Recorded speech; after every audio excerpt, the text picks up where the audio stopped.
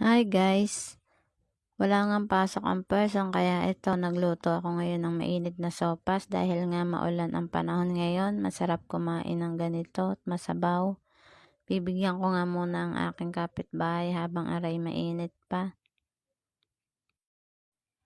Ngayon nga lang uli ako nakapag-upload ng aking video dahil nga hindi lagi ako makapag-video dahil pagod na ang person pagkakarating galing trabaho.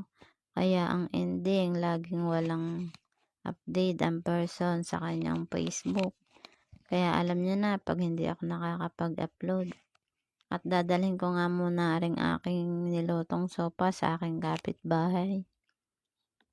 At ito muna ang aking update for today. Thank you for watching.